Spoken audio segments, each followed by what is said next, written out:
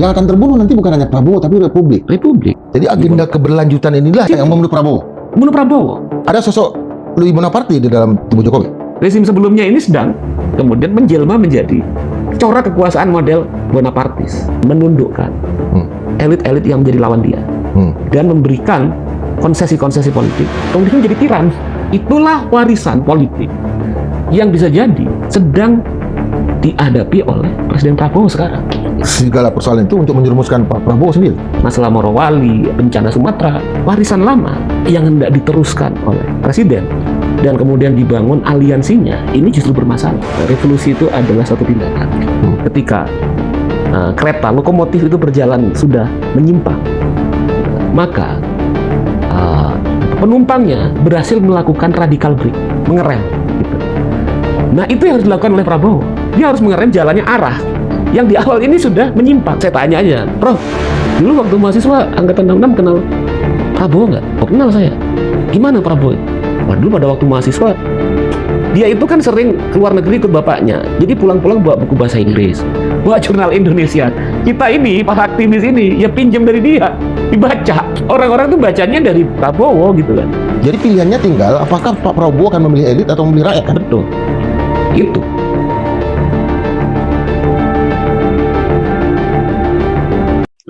Apa yang terjadi hari ini, termasuk bencana yang di Sumatera ya, Aceh, Sumatera Utara, Sumatera Barat, dan juga konflik politik yang tajam, masalah-masalah yang muncul dari masa lalu, ketika banyak sekali proyek-proyek yang ternyata itu adalah bagian dari pertarungan kekuasaan.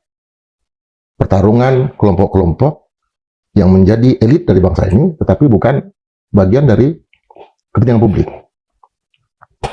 Ada banyak hal yang terkait dengan ide-ide awal Republik yang sama sekali tidak dimanifestasikan.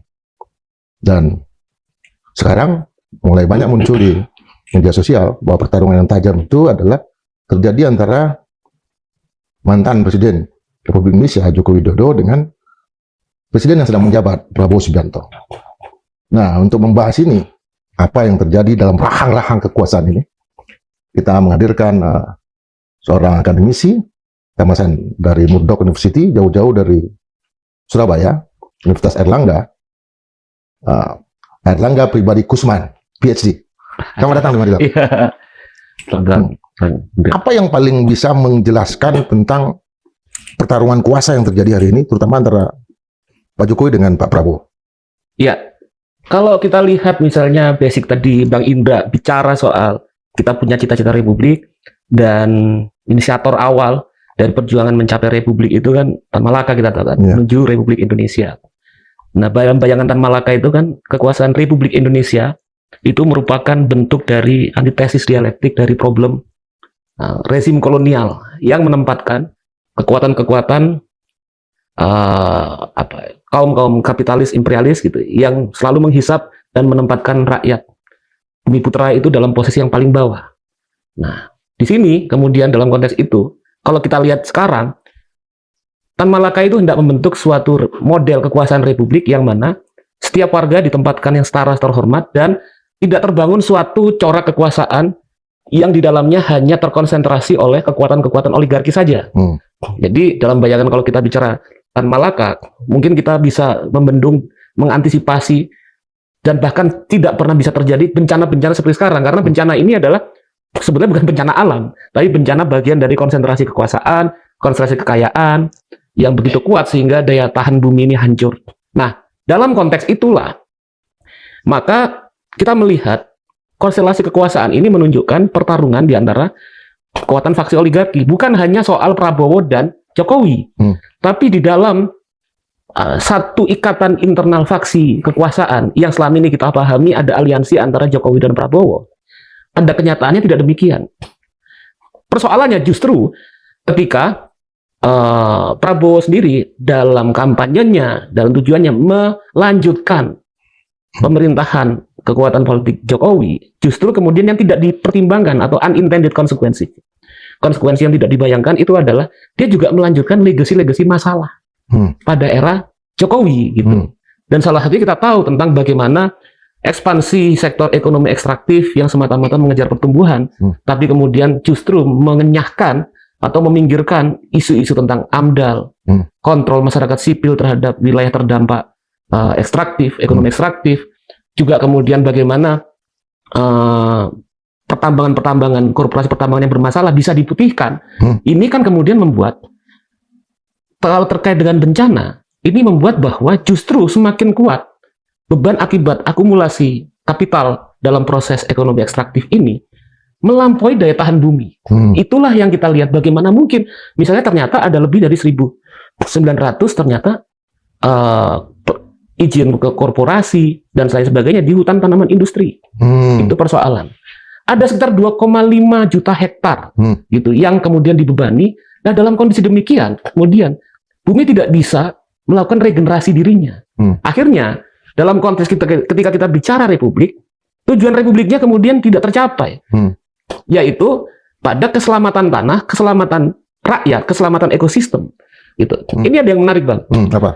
Kalau misalnya kita lihat sejarah, ternyata tuh W.R. Supratman menulis lagu Indonesia Raya terinspirasi dari Tan Malaka.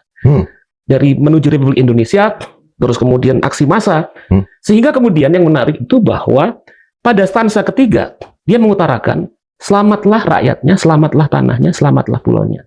Untuk kemajuan Indonesia. Hiduplah Indonesia Raya. Ini kan bicara paradigmatik republik itu, bukan menempatkan suatu proses di mana pembangunan semata-mata untuk pertumbuhan dan akumulasi ekonomi ekstraktif. Tapi utamanya adalah pembangunan berpijak pada keselamatan. Keselamatan rakyat, dan bukan hanya rakyat, keselamatan ekosistem. Gitu. Nah, ini kan suatu paradigma baru yang sebetulnya sudah diutarakan. Misalnya W.R. Supratman itu tahun 26 nulis itu, dan dia terinspirasi oleh karya Tan Malaka menuju Republik Indonesia dan aksi massa. Ya, gitu. Kalau kita lihat itu kan munculnya dari kebijakan ya. Kebijakan apa misalnya di Pak Jokowi yang paling esensial yang menyebabkan kehancuran itu? Kebijakannya itu yang kemudian masuk, di mana kepentingan-kepentingan korporat pertambangan, ekonomi ekstraktif, pertambangan itu kan pada terutama Omnibus Law. Omnibus Law sendiri kemudian tadi saya utarakan memutihkan proses-proses korporasi eksploitasi pertambangan, misalnya yang dilakukan oleh korporat yang ternyata kemudian memiliki persoalan hukum.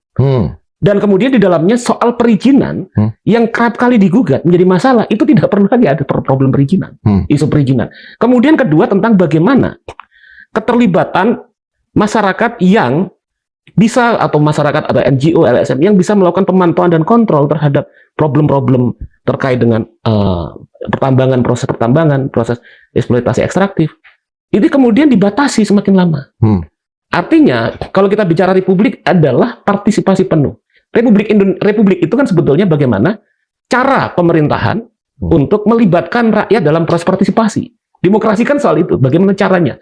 Nah, caranya ini semakin lama semakin meminggirkan kepentingan rakyat. Nah, inilah menurut saya regulasi-regulasi kebijakan. Nah, terkait dengan konteks bencana, maka selain faktor prima facie, yang paling utama itu adalah bagaimana negara harus kemudian menegaskan ini bencana nasional. Tapi yang lebih dari itu adalah melakukan evaluasi secara total menyeluruh. Audit secara total dan menyeluruh. Bagaimana regulasi.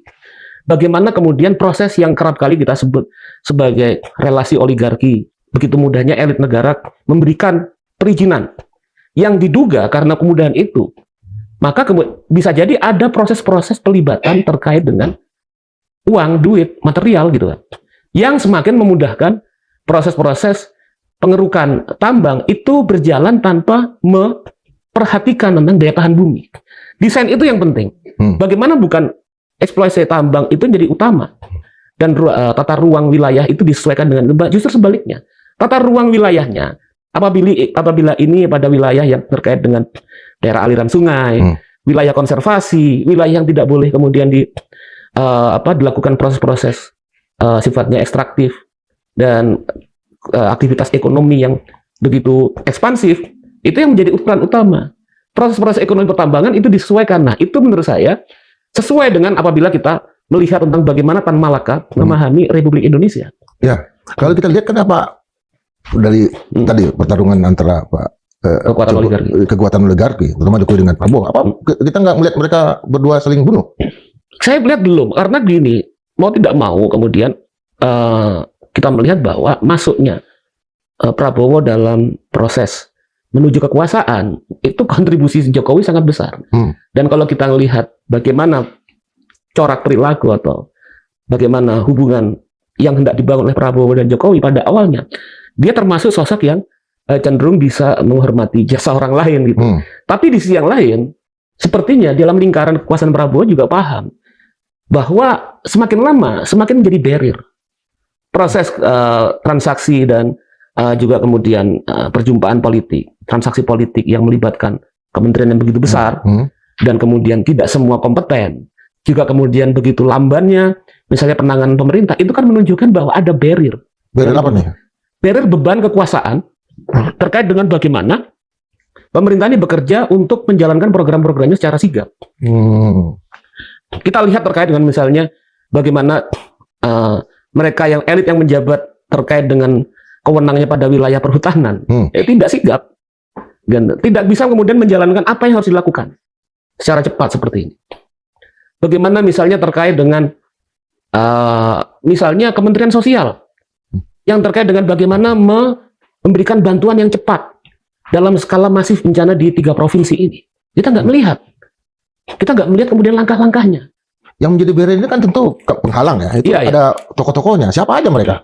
Saya melihat kalau untuk tidak misalnya nama-nama secara spesifik, tapi kemudian kalau dia dari faksi, ini adalah beban yang dimunculkan dari munculnya suatu kolaborasi bersama yang sebetulnya itu agak sumbang gitu loh. Artinya justru satu sama lain bukan semakin memperkuat, tapi juga melemahkan.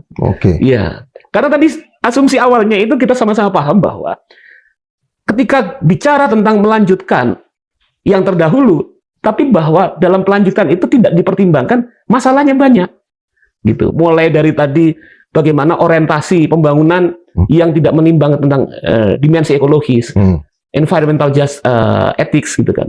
Terus kemudian bagaimana ekspansi yang besar-besaran bicara tentang semata-mata pada proses menumbuhkan investasi. Bagaimana kesadaran bahwa semakin lama Indonesia ini semakin bergantung pada ekonomi ekstraktif, itu akan semakin berat daya tahan bumi kita. Apalagi misalnya kalau kita lihat dalam pertemuan lingkungan hidup di internasional, di kalangan aktivis Indonesia dianggap menjadi juara penyumbang dari polusi, gitu. Bisa nggak disebutkan bahwa aktor-aktornya adalah menteri-menteri yang menjadi salah satunya itu, salah satunya bahwa beberapa menteri, ketika kita bicara tentang misalnya terjadinya transaksi kepentingan, bahwa yang kemudian muncul adalah suatu corak kekuasaan rezim yang gemuk. Bahkan kita lihat misalnya beberapa jabatan-jabatan yang sebetulnya tidak penting dimasukkan segala macam. Itu kan untuk menampung dari konsekuensi proses aliansi, menampung dari proses bagaimana komitmen politik dibangun. Tapi justru ini memunculkan kelambanan dalam penanganan bencana, ketidakadaan orientasi dan kemampuan bekerja dari misalnya para menteri sendiri untuk menerjemahkan apa yang menjadi konsepsi dan orientasi pembangunan dari rezim sekarang, gitu. Nah, inilah yang kemudian harus dievaluasi bersamaan dengan bagaimana kita melihat problem bencana ini akar-akarnya apa, dengan pemahaman ini bukan hanya bencana alam, ini bukan hanya persoalan iklim, tapi ini terjadi karena setelah kita menghadapi perubahan iklim dan kemudian bencana banjir yang besar, sementara di sisi yang lain kita melihat daya tahan bumi ini semakin hancur. Karena daya tahan bumi yang semakin hancur, itu justru adalah proses policy, kebijakan. Bukan sesuatu yang tiba-tiba bisa labim persoalan alam. Gitu. Nah, saya pikir bahwa bencana Sumatera ini adalah lecutan awal untuk kita mengevaluasi, mulai dari tahapan kebijakan, mulai dari tahapan bagaimana corak kekuasaan bekerja, mulai dari persoalan kalangan-kalangan elit-elit yang menjabat pada bidang-bidang strategis, yang semuanya itu mau tidak mau berangkat dari problem konsesi yang anomalik gitu, yang timpang, yang tidak koheren antara orang-orang yang ada di elit baru dan elit yang lama.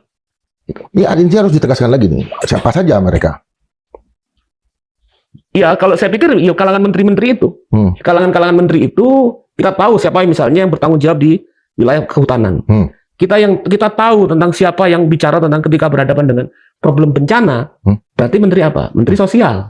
Ya kan, di wilayah kehutanan berarti menteri wilayah kehutanan, lingkungan hidup, gitu kan. Dan semua ini tentu bukan akibat dari menteri yang sekarang. Ini proses yang panjang yang kemudian muncul dari babakan-babakan rezim sebelumnya. Tapi apa yang harus dilakukan untuk menjawab persoalan yang menjadi hal yang prima facie tadi, yang paling utama didahulukan, mereka tidak memiliki jawaban.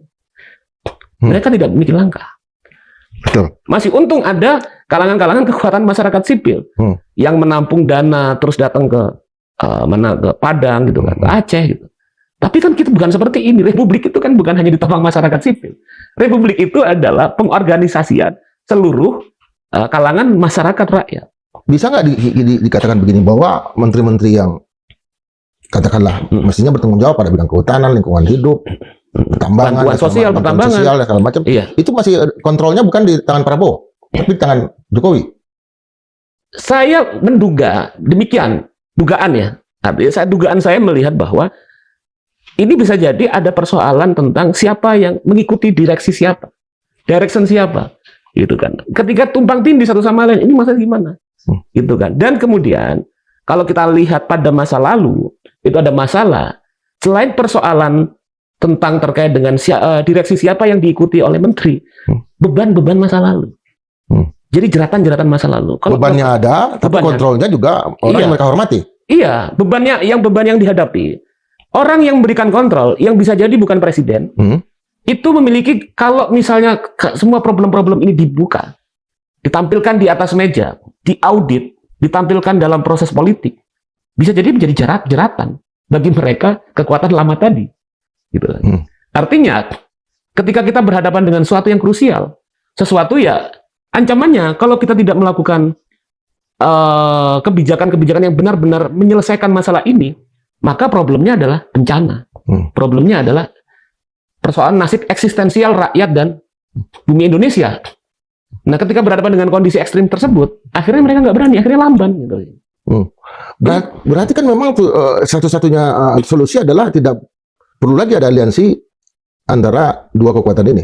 Persoalannya dalam tarik ulur ini sejauh mana kekuatan dari presiden untuk melakukan evaluasi. Oke, misalnya dari beberapa kalangan dilihat dipertimbangkan, ternyata kekuatan lama terkait dengan kelambanan mengambil sikap itu besar. Oke lah, bisa 60%, 70%. Dan ada bagian dari ternyata orang-orangnya dia sendiri, gitu kan.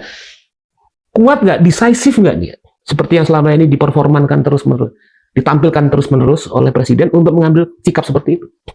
Penilaian Mas Erlangga sendiri? Saya menunggu. Terus terang, dalam kondisi ini, saya termasuk kalangan yang sanksi. Artinya antara performance dan kemampuan decisive. Dan ini harus ditunjukkan oleh presiden. Sampai seberapa jauh caranya? Presiden harus mengambil apa? Nah, dia kepala negara, dia bisa tahu, dia akan melihatkan ini sudah berapa hari nih sejak bencana? Udah semingguan, 11 hari. 11 hari kan. Dia kan bisa ngukur selama 2 minggu, selama waktu 2 minggu dia paling tidak bisa lihat. Setelah 2 minggu, oh ini nggak bisa jalan nih. Ini dia nggak tahu apa yang harus dilakukan. Oh ini ngumpet nih, gitu kan. Oh ini nggak tahu ngambil ini karena apa? Karena kelambanan, karena kebingungan komando siapa yang harus diikuti kayak gitu kan. Ya sudah. Yang kita lihat kan bukan hanya bencana ini ya. Iya. Kalau kita bicara bencana ya. Trigger, tapi juga peristiwa Agustus. Oke, nah itu. Masalah Ketawus. Ya. Masalah Morowali. Banyak sekali masalah. Betul. Ya. Nah itu sebetulnya kan kalau kita lihat ini kan rezim sudah 1 tahun lebih persoalan. Nah dari situ kalau Prabowo memang sebagai presiden yang seperti yang selama ini diutarakan membela dan memperjuangkan apa agenda kepentingan rakyat, dia sudah sebetulnya lebih dari cukup untuk menentukan sikap. Contoh Agustus. Ya. Terjadi kemudian ketika mahasiswa, adik-adik kita turun ke jalan. Mereka itu kan sebetulnya bukan tujuan dan bukan mereka melakukan kerusuhan. Mereka nggak melakukan rusuh. Mereka memberikan early warning system. Deteksi kan kepada negara. Ini loh, kalau kita berhadapan dengan problem krisis ekonomi dan langkah-langkah politik, terjadi ketimpangan politik menuju krisis politik, yang terjadi ini, negara harus mengambil tindakan jelas. Tapi kan kita tahu kemudian terjadi penahanan yang sifatnya sampai ratusan orang. 1.500 bahkan.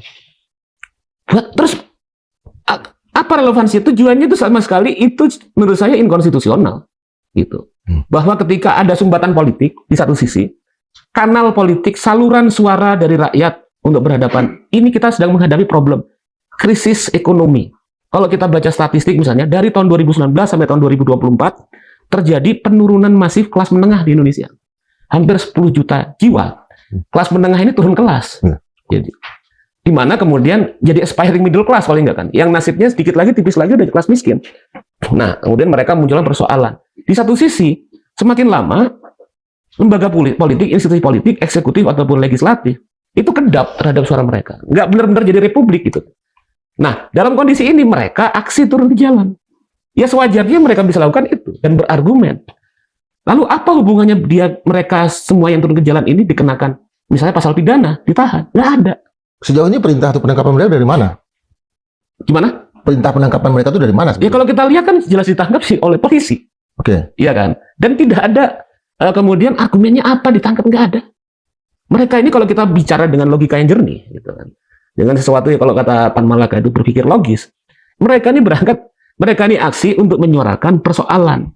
Karena apa? Kanal politik sendiri tidak terbuka, gitu kan. Oke. Iya, nah itu yang kemudian harus diamati. Apa ini segala persoalan itu untuk menjerumuskan Pak Prabowo sendiri? Saya nggak tahu, tapi jelas ini bukan sesuatu yang sehat dalam masa pemerintahan Prabowo, gitu kan. Dan semestinya Presiden paham persoalan-persoalan seperti ini. Bahwa dia membutuhkan pada kepemimpinan dia sebagai presiden di Indonesia sekarang, apalagi berhadapan dengan problem-problem yang gitu berat, dia justru menginginkan suatu keadaan di mana semua baik-baik saja dan rakyat memberikan legitimasi terhadap kepemimpinannya. Tapi kan itu tidak terjadi. Mulai tadi persoalan Agustus, problem kemudian warisan, ada masalah Morowali, ada masalah-masalah yang lain, bencana Sumatera, dan lain-lainnya, ini terus bergulir, yang justru kalau tesis saya melihat, dugaan saya, bahwa warisan lama yang hendak diteruskan oleh Presiden dan kemudian dibangun aliansinya, ini justru bermasalah. Menjadi dalil politik dari kepemimpinan Presiden itu sendiri. Apa yang bisa dijelaskan dari warisan dari masa lalu ini? Apa yang mau dibangun? Misalnya, Mas Erlangga kan bicara tentang Louis Bonaparte apa? Oh, Bonaparte. Iya, ini saya pernah nulis ya dalam satu artikel dan saya juga dalam satu chapter buku terkait dengan pelajaran Prancis 200 tahun yang lalu, 1800, hampir 300. Itu pada era Louis Bonaparte. Jadi Louis Bonaparte itu kalau ada salah seorang ya sejarawan, sosiolog, Karl Marx itu kan menulis Louis Bonaparte kan, The 18 Brumaire of Louis Bonaparte. Bonaparte ini keponakannya Napoleon Bonaparte. Nah, dia belajar banyak dari kekuasaan pamannya. Dan dia melihat, kalau saya muncul semata-mata sebagai kalangan aristokratik yang berangkat dari basis sosial aristokrat, saya nggak bisa mendapatkan dukungan yang luas. Gitu. Yang dilakukan oleh Louis Bonaparte adalah merangkul terlebih dahulu kekuatan masif dari kalangan-kalangan gerakan rakyat. Dan juga misalnya sampai kalangan aktivis pro-demokrasi. Bahkan dengan memulai dengan suatu kebijakan yang decisive ya, yang bisa dikatakan populis ya. Populis itu apa? Memperluas hak untuk memilih gitu. Bukan hanya pada kalangan terbatas mereka yang punya private property, tapi kepada seluruh kalangan laki-laki dewasa kulit putih kan gitu kan. Nah, ini disambut dengan antusias. Tapi sama dengan pemilihan kepala desa kita ya. Iya, kayak gitu kan. Dirangkul. Kita juga ingat kan, misalnya momen 2014 bagaimana orang antusias terhadap presiden yang bicara tentang populisme dan aspirasi-aspirasi demokratis bla bla bla gitu kan. Nah, terus dalam tahapan selanjutnya dia berkembang seiring dengan proses akumulasi kekuasaan. Yang dia lakukan adalah mengkooptasi kekuatan yang disebut kekuatan demokratik ini dalam ruang kekuasaan mereka dia. Tapi kemudian di sisi yang lain kemudian menghantam, bahasa yang melakukan kriminalisasi politik, terus kemudian menundukkan elit-elit yang menjadi lawan dia dan memberikan konsesi-konsesi politik dari meja birokrasinya dia, gitu kan. Dan semakin lama sesuatu yang awalnya dijanjikan demokratis populis kemudian menjadi tiran, gitu kan, kekuasaan ini. Dimana di sisi yang lain juga bahwa ada prestasi penting dari Louis Bonaparte ini, dia berhasil menjadikan Paris sebagai ibu kota yang estetik, gitu kan, yang bagus, yang mewah, gitu. Nah, pelajarannya kalau dari Louis Bonaparte bahwa jangan-jangan kalau kita evaluasi politik Indonesia ya selama 10 tahun kebelakang, ada momen di mana kekuasaan tampil figur populis yang pada awalnya merangkul semua hal yang dianggap sebagai tujuan-tujuan politik demokrasi, memanjakan kalangan aktivis dengan hope, tapi pelan-pelan seiring dengan dinamika proses politik di kalangan pertarungan antar oligarki, dia kemudian mentransformasikan powernya, kekuasaannya menjadi kekuasaan yang justru menundukkan dan menghentikan agenda-agenda perubahan yang dia janjikan di awalnya, dan justru kemudian pelan-pelan menjadi tiranik, gitu. Menjadi tiranik dan menghantam, melakukan kriminalisasi politik terhadap musuh-musuh politiknya. Termasuk nanti kalau kita refleksikan ke Indonesia itu 10 tahun terakhir ini Bisa berarti ya? jadi. Kalau saya Ada sosok Louis Bonaparte di dalam tubuh Jokowi. itu saya pernah menulis gitu. Terutama saya pernah menulis di majalah Tempo soal itu, di mana saya melihat ini sepertinya ada sesuatu yang bisa kita kita identikan, kita bisa belajar dari sosok Louis Bonaparte ini. Yang kemudian itulah warisan politik yang bisa jadi sedang dihadapi oleh Presiden Prabowo sekarang gitu. Jadi ketika saya sejak awal saya 2003 2024 saya resah 2024 ketika kemudian kampanyenya waktu itu 02 melanjutkan nanti dulu melanjutkan apa dulu gitu. Ini pelan-pelan rezim sebelumnya ini sedang kemudian menjelma menjadi corak kekuasaan model Bonapartis gitu. Jadi agenda keberlanjutan inilah yang menurut Prabowo. Menurut Prabowo, saya bisa memahami kenapa agenda keberlanjutan, karena pada momen politik pemilu 2024 dia membutuhkan jaminan dukungan politik yang total gitu kan. Tapi namanya proses politik, ketika terbukti bahwa keberlanjutan justru menjadi masalah, dia harus melakukan tindakan yang cepat. Apakah perlu keberlanjutan? Kalau keberlanjutan justru membebani baik pemerintahannya Pak Prabowo dan juga rakyat Indonesia. Rakyat Indonesia. Republik. Iya, benar. Artinya kalau kita singgung lagi, yang akan terbunuh nanti bukan hanya Prabowo tapi Republik. Cita-cita yang sejak tahun 1925 diperjuangkan Tan Malaka. Bukan hanya Tan Malaka ya. Iya, dan Tan Malaka hanya menulis. Tan Malaka memberikan tesisnya ini gitu, dilanjutkan sama yang lain. Sebagai bagian dari Komunis Internasional. Dia nulis tadi sebagai anggota Komintern waktu itu. Ya, dan banyak sekali unsur-unsur komunisme internasional. Ya. Tapi kalau kita lihat lagi, berarti Prabowo ada bukan hanya di ujung tanduk ya? Iya, dia di ujung akan terkubur ya. Ini kan momennya, ya kalau dianggap itu terlalu dramatik ya, ini sedang di persimpangan jalan. Dia kalau keberlanjutan itu komitmen politik gitu, dan dia sebagai sosok politisi, gitu, penguasa, pemimpin harus dikalkulasi. Kalau kemudian dia hanya untuk menjaga komitmen dengan kekuasaan sebelumnya, itu mengorbankan kepentingan Republik. Ya ngapain dilanjutin? Kan begitu kira-kira. Dia harus on the track, dia punya pandangan jelas. Kalau mana-mana Prabowo bilang bahwa saya akan berjuangkan sosialisme Indonesia, kan kayak gitu kan, dia selalu bilang dato di mana-mana. Ya isinya apa? Jangan hanya casing gitu kan. Dan itu nggak akan bisa kemudian terrealisir janji-janji sosialisme Indonesia kalau melanjutkan dari proses yang telah terjadi sebelumnya. Justru barrier kok itu. Apa itu akan memunculkan satu daya ledak? Misalnya bentuk-bentuk revolusi dalam skala kecil. Iya, kalau revolusi dalam artian yang kita pahami secara textbook tentunya enggak. Iya. Tapi saya lihat istilahnya gini. Jadi gini, ada seorang tuh intelektual dari Jerman namanya Walter Benjamin. Dia bilang revolusi itu adalah satu tindakan. Ketika kereta lokomotif itu berjalan sudah menyimpang, gitu kan, maka penumpangnya berhasil melakukan radical brake, mengerem, gitu. Nah itu yang harus dilakukan oleh Prabowo. Dia harus mengerem jalannya arah yang di awal ini sudah menyimpang, sudah derail, gitu kan. Nah sanggup nggak sebagai pemimpin? Gitu. Karena ini pertaruhannya zero sum, gitu kan. Mau ambiar atau kemudian Indonesia menjadi negara maju, gitu. Resikonya dari dua itu, ambiar apa maju gitu kan. Nah dalam kondisi seperti ini, kepemimpinan itu dibutuhkan. Kalau selama ini, kalau kita lihat kan pertarungan dari jejaring kekuasaan ini mengarah kemana? Apakah kita juga masih bingung? Apakah melihat apakah Prabowo ini memang suatu harapan atau bukan gitu? Iya, kalau saya sih melihat gini, ketika saya menjadi pemilih 2024, saya termasuk yang tidak percaya sebagai harapan. Tapi ketika sudah Republik ini sudah dipimpin Prabowo, tentunya kan kita ingin bagaimana tidak terjadi semakin lama semakin nukik ke bawah gitu kan. Semakin kita bisa eksis sebagai suatu republik. Nah, dalam momen ini saya pikir ya Prabowo harus mengkalkulasi itu semua. Lalu bagaimanapun dia sebagai pengemudi nahkoda republik ini, dia kita harapkan mengambil langkah yang tepat. dan kalkulasi, tentu dia paham, menurut saya, setidaknya dia paham bahwa ada barrier yang selama ini membelenggu atau menggandoli, selalu orang Jawa Timur menggandoli dia untuk melangkah dengan pada posisi yang firm. Apa yang harus dilakukan oleh seorang pemimpin? Itu yang saya pikir penting. Apa? Pertanyaannya saya bertanya nih.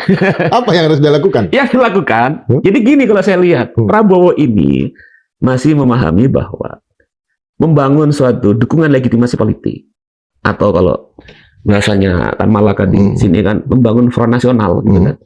Itu cukup dengan membangun hubungan baik dengan elit. Padahal enggak. Karena bisa jadi kalau kita lihat konfigurasi perspektifnya Tan ini kan, dia bilang, ada kesenjangan antara apa yang jadi aspirasi elit dan massa, nggak selalu kemudian sejalan gitu, seringkali timpang. Tan Malaka bilang tahun 1921, elit yang pada awalnya, kalau antara kita demokrasi, elit yang pada awalnya menyerukan, mengklaim suara rakyat, nanti ketika berkuasa dia bikin lingkungannya sendiri yang pisah dari apa yang jadi kehendak rakyat. Nah itu yang harus dipandang oleh Prabowo. Ketika suara rakyat itu menegaskan bahwa pentingnya untuk mengambil sikap untuk mengerem, untuk melakukan radical break, untuk kemudian mengevaluasi siapa yang menjadi masalah dan persoalan di dalam rezimnya, ya dia harus ambil langkah itu. Meskipun resikonya misalnya adalah terjadinya keretakan aliansi elit. Ya. Udah pasti? Ya pasti. Tapi kan dia setidaknya berani untuk mendapatkan dukungan massa. Apa itu sebuah risiko? Ya. Keretakan itu apa sebuah risiko? Sementara kan tujuannya adalah kesejahteraan. Betul. Suatu pilihan pasti, kalau Bang Indra tahu lah cara berpikir dialektika politik kan. Satu tindakan itu pasti ada risiko politik, ada tantangannya. Tetap dalam kondisi seperti ini risiko politiknya lebih besar. Iya kan? Iya, karena yang dihadapi kemudian rakyat semakin marah gitu kan. Ada bencana nggak dihadapi, ada masalah-masalah, orang mau bicara menunjukkan kebenaran kok malah ditangkap. Kalau semakin lama kan semakin munculkan kemarahan. Ya. Nah, kalau ini kemudian dibiarkan, resikonya berhadapan dengan rakyat. Ya kan? Kalau kemudian dia mengambil langkah tegas mengikuti apa yang menjadi akal sehat dari rakyat, dia akan menghadapi masalah juga, tapi dari elit. Dengan mendapatkan dukungan rakyat, dia bisa menghadapi persoalan itu, mendisiplinkan elit politik. Jadi pilihannya tinggal apakah Pak Prabowo akan memilih elit atau memilih rakyat kan? Betul. Itu.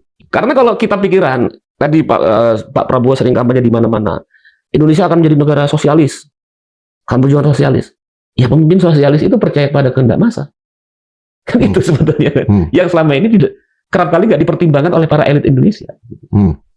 Nah, langkah itu kemudian untuk menunjukkan bahwa ya sosialisme bukan hanya lip service, tapi satu langkah kebijakan yang harus diambil. Kita nggak bicara sosialis klasik ya, yang kemudian yang anti kapitalis, enggak. Kan banyak udah revisionis. Ada revisionis, udah dunia sudah berubah. Tapi saya pikir yang penting namanya socialism conscience. Jadi bersikap bagaimana berpihak pada rakyat dalam kondisi perubahan.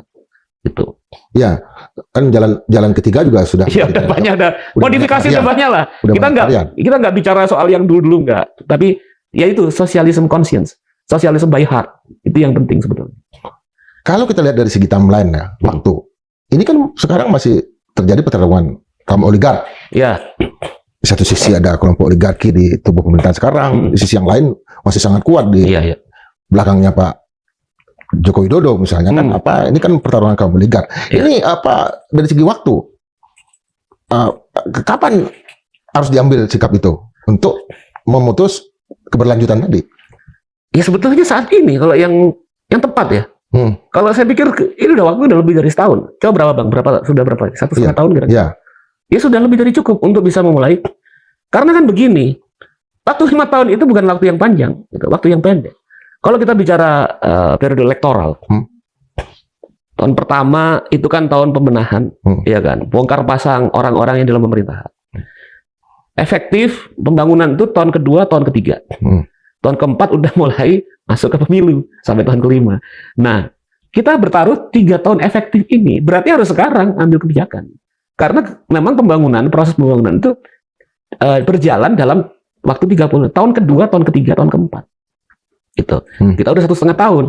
Ini saatnya Presiden melakukan evaluasi terhadap kabinetnya. Itu langkah minimal, istilahnya tipis-tipisnya itu.